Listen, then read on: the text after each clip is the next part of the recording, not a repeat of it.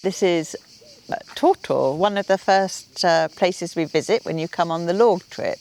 We come here on a Monday, and it's one of my favourite villages in the area because it hasn't been spoiled by modernity at all.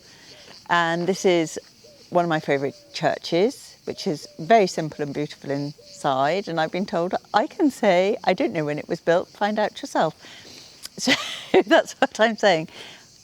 And what I do with my group is I come up here, show them the church, and then we go and we turn around and we go to the table d'orientation, which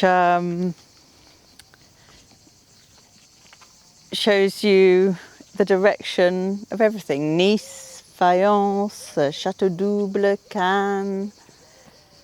And over here is a bit misty, but there's the Mont Ventoux. Marseille is over there, Aix-en-Provence over there.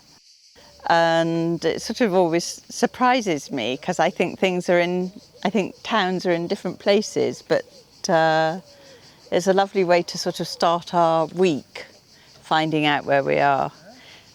Once everybody's done their ooh-la-las and looked at the view, we set up our tables and chairs over here, and I teach gradiated washes and how to do views in the distance and colour, because everybody thinks that the colour in the distance is going to be the same as the colour close up, but it's not. And those distant mountains are very much the same colour almost as the grey sky. So that's what we do in the morning. It's called Tortor for a reason. Tor means tower. And there's 4 towers this side of the village, and there's 4 towers the other side of the village. I do learn what it's all about and when it happened, and then I forget, so that's that. Shall we walk into town?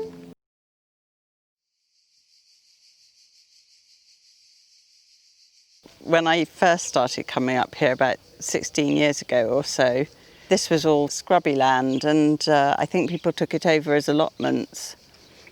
And it started to look really lovely, and they've started to make their own little sculptures.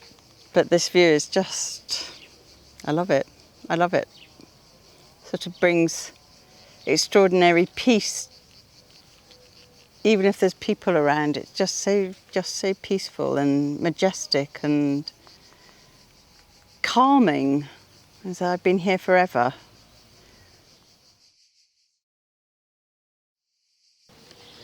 Now I'm going downstairs. Come too if you want.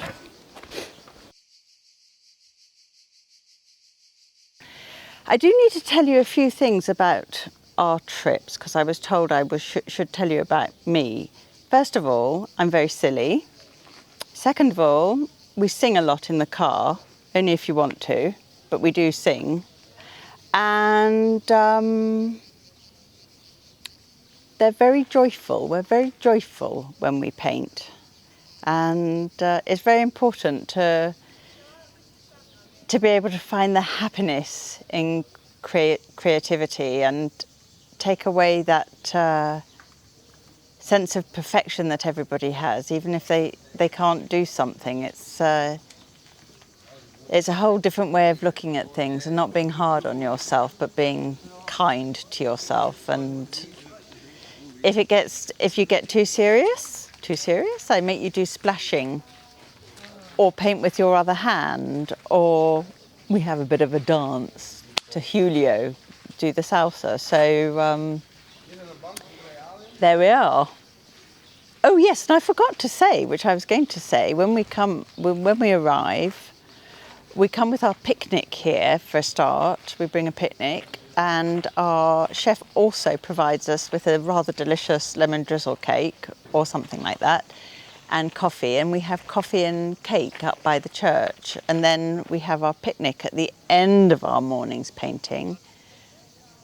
And then we go around the town, and then we go and paint the other side. So it's a bit of a perfect day here, really. And I buy you cappuccino or whatever else you want when we've all finished in the square. So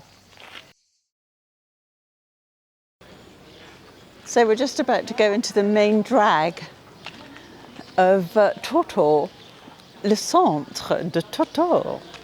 All its little restaurants and boutiques and beautiful, beautiful old plane trees.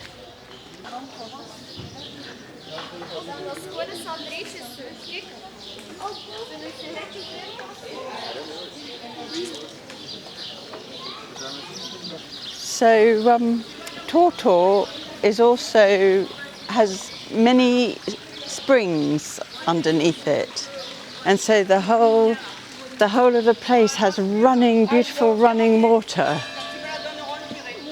under the town, and it comes out here and there and everywhere. And right now we're walking up to where we normally paint in the afternoon, where the old lavoir is, and it's one of the prettiest lavoirs I know of. Et voila, this is the lavoir where they used to hang their baskets, and these stones are smooth from people cleaning their clothes and their sheets on there.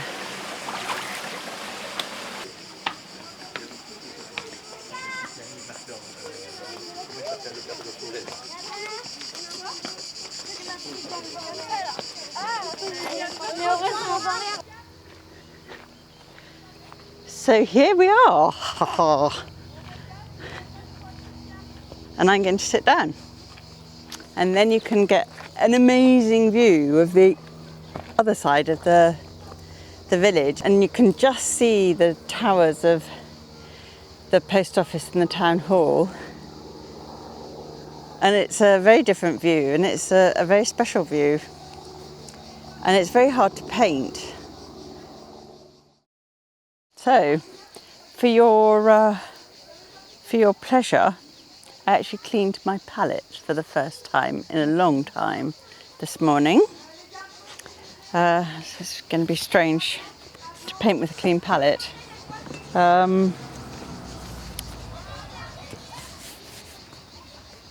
might do a very quick pencil sketch, otherwise I'm going to mess it up, I know. So this is when the measuring of and using your pencil to measure arm out stretched is very good. For example, from the top of the church tower, the bell tower, comes to where my thumbnail is, over there, down to the bottom of that building there. So and this tower that's closest to me is actually about the same. So understanding distance, that's another thing that confuses our brains, is perspective. We get very confused that big building that we've just walked by in our painting has to be like that, this size, and this has to be this size. So the difference in size is almost unimaginable, and the distance, so I'm going to do it like that, so that it's hard to get your mind around, because your mind knows how big it is, and so therefore it tells you that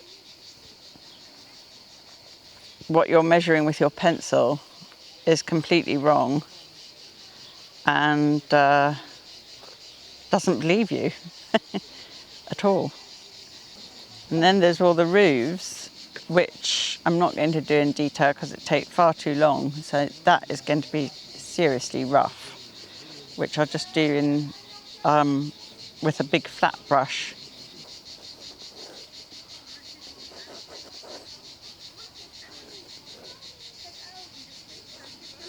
So we're going to go in the distance with a bit of, I'm going to use a little bit of cadmium orange and a little bit of alizarin crimson, just to start off with a tiny bit of cobalt blue, to just do my church very the roofs ever so slightly. In fact, I'd probably go over all the roofs like that, just as a, oops. So, and remember, I'm not being precise at all, just a quick dib-dab-dob. I try in my courses to teach you just to use a few colours, not use the colours straight from the tube, because you don't get a realistic colour then. So we try to keep with red, yellows and blues, but I do have, this is really going to be a washy one. And this is when I'd probably start singing, oh washy, washy, washy one, soon your work will be done. I might put you off coming actually. So it's still, with watercolour, you have to go light to start off with, because if you don't, you're lost, because you can't paint over it like you can with oils and acrylics. It's just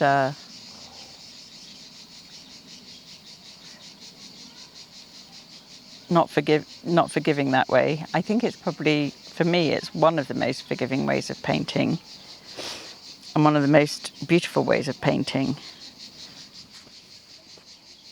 But you have to know what you can and can't do with it, and that's one of the things that you learn on my courses, is understanding how to use watercolour in all sorts of different ways. And of course, the closer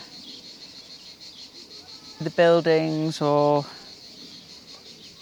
whatever is in front of you, the closer it gets to you, the deeper and richer the colour. In the distance it fades. Don't want to get water in your camera. I'm going to clean that water. I'm going to go into my very pale sky now.